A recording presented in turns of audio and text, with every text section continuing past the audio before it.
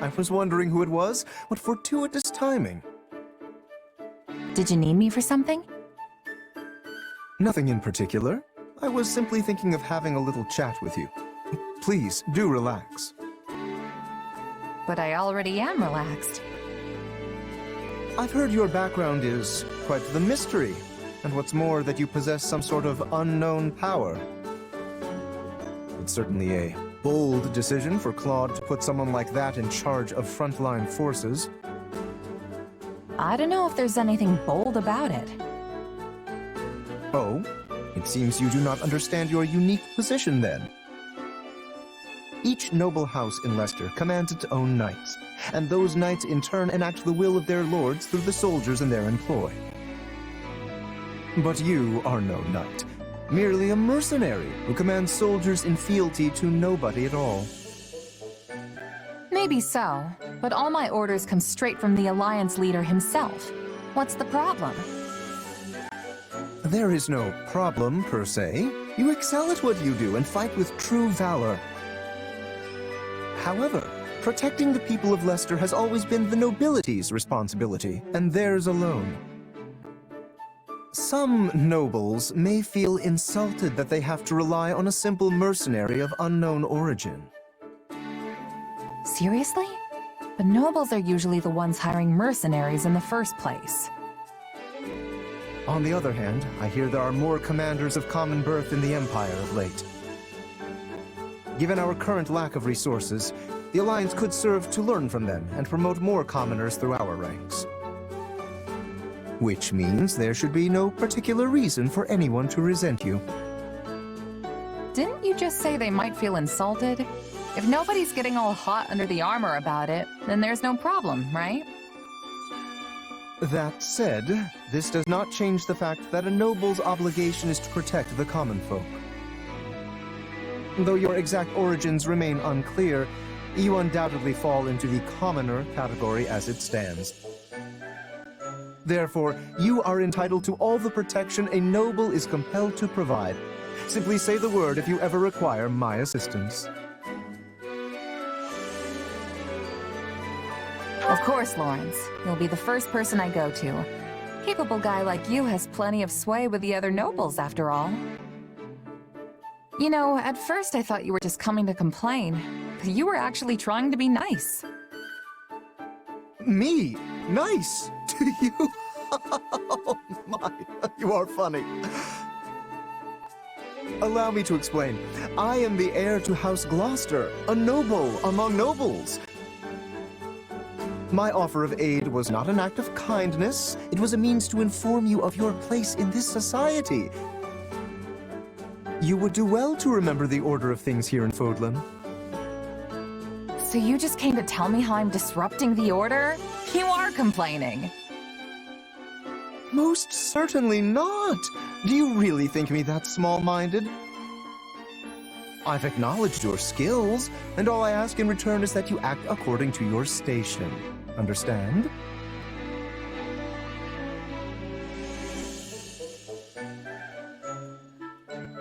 All right, I'll keep that in mind. For now. In any case, my job as a mercenary is to fight. Simple as that. You're wasting your time if you're gonna get all bent out of shape about me. I am not getting... Never mind. We shall continue this at a later date.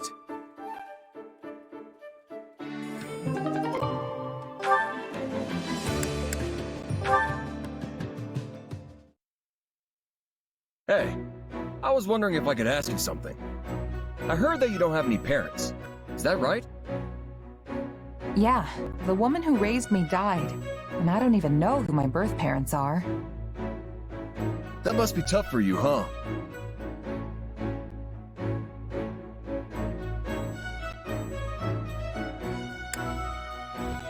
Nah, it's okay. They all died a long time ago, so I don't feel sad or anything like that now. But I do wonder who I really am sometimes. I don't have even the slightest memory of my birth parents. Well, you might not know who you are, but you still work hard and you keep your chin up through it all. That makes you super strong in my book.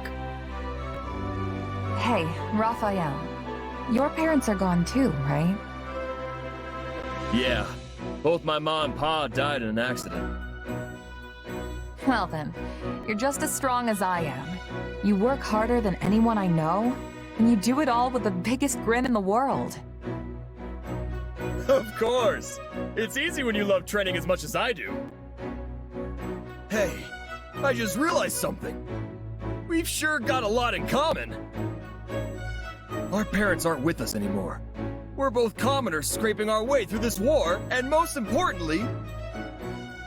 What can be more important than that?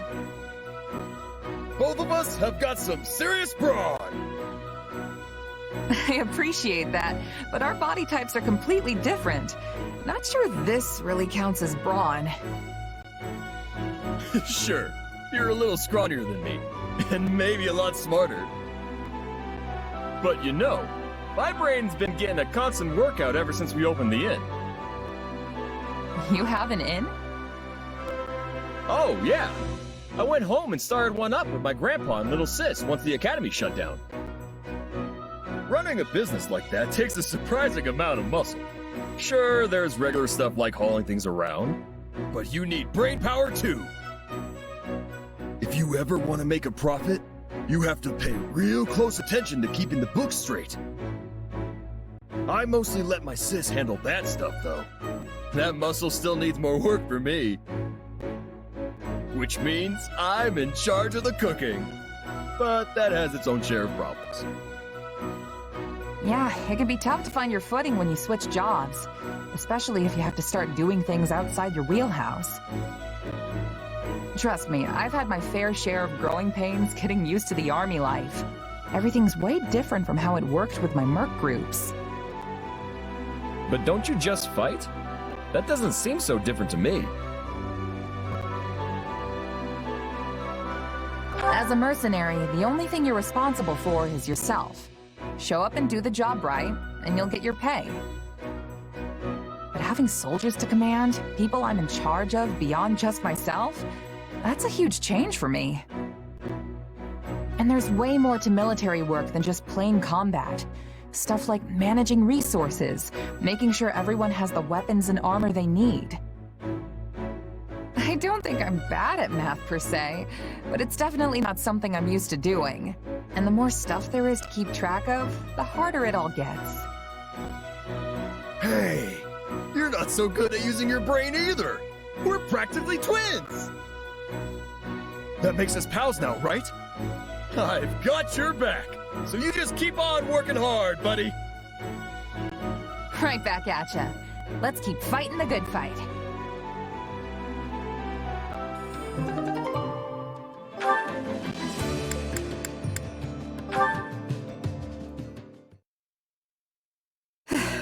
I should call it a day.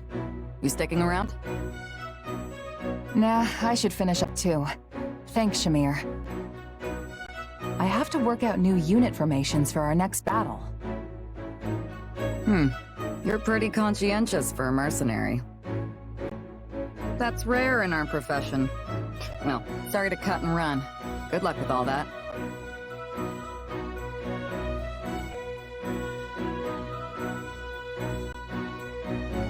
No worries, I can handle it. It's my responsibility after all. Right, well, if you ever need a hand, just let me know. Really? Thanks. Dependable as always, Shamir. Honestly, you're so mature for your age.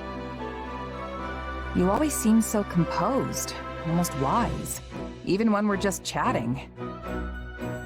I wouldn't say wise. Save that for the higher-ups. I just mind my own business. Plenty of mercenaries do the same. Yeah, you're definitely right about that. You know, you're pretty easygoing yourself, even by merc standards. Have you been on your own for long? Didn't you belong to a mercenary group at some point? Yeah, but I bounced around a lot. Let's see, the company I was with the longest was... probably Burling's mercenaries, the last one I joined. But then we clashed with Gerald's band, and I was the only one who survived. There isn't a mercenary who hasn't lost someone or something along the way. But losing trusted comrades stays with you. Yeah. Captain Burling, Getz, Lasley.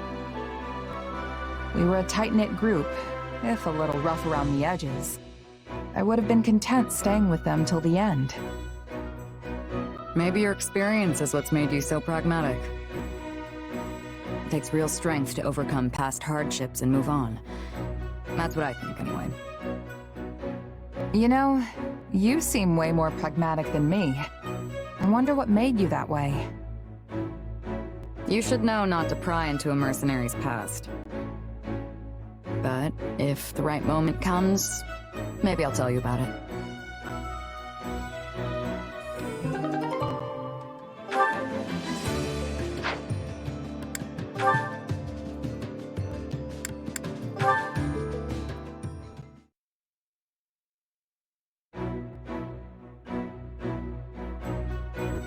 That's a tasty looking roast you've got there, Claude.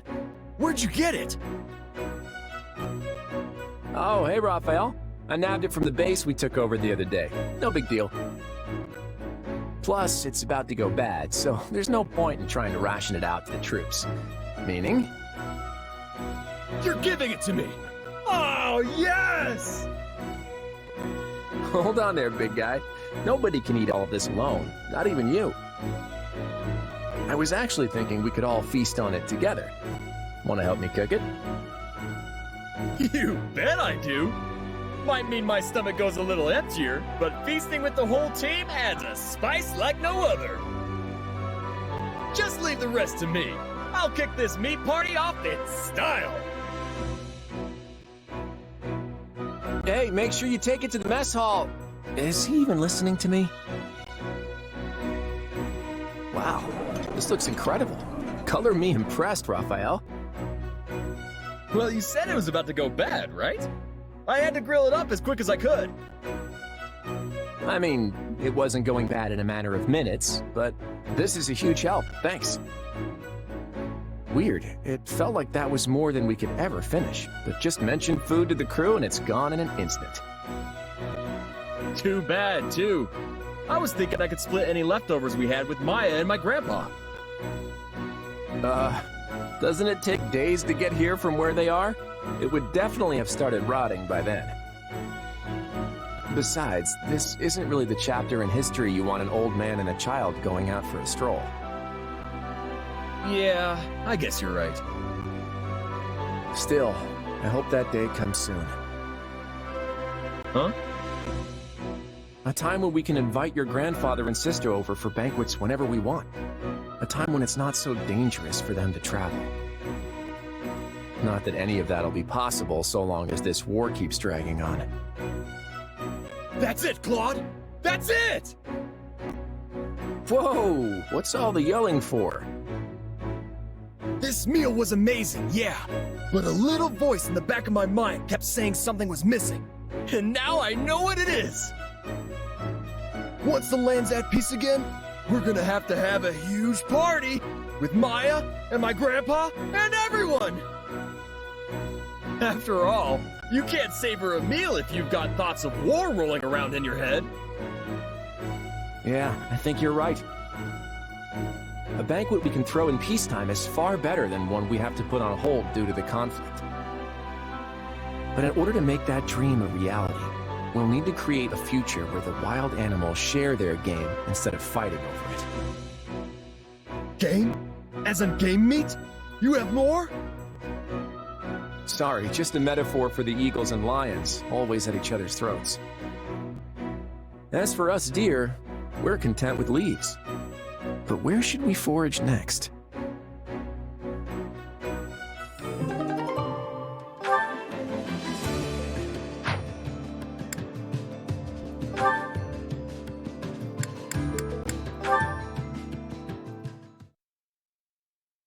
Anyone here? Oh, Hilda! Perfect! I am, aren't I? Now, what do you need? I was thinking about getting another round of practice in, but I need a partner. And here you stand. So what do you say? What? But it's so late!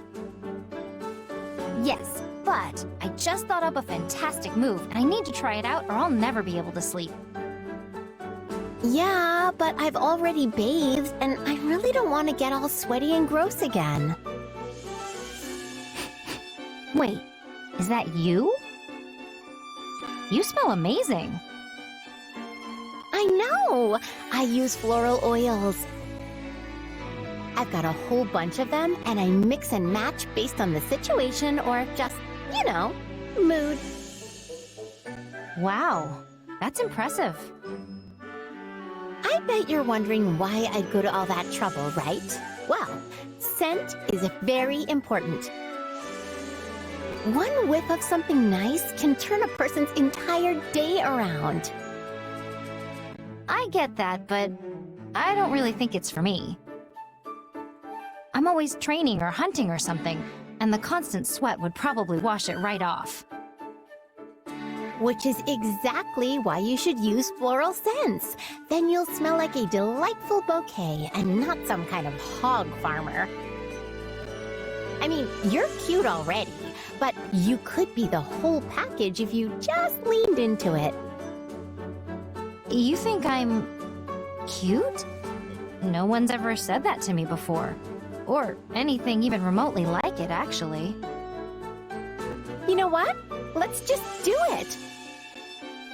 Come to my tent. That's where I keep the stash. I really don't think this is for me. Oh, don't be silly. It is absolutely for you. No, really. Besides, I have to go practice that move. Well, too bad. But I'll come find you tomorrow, okay? Oh, this is so exciting! Wait, I don't think I actually agreed to anything. Never mind. I'm leaving. Bye.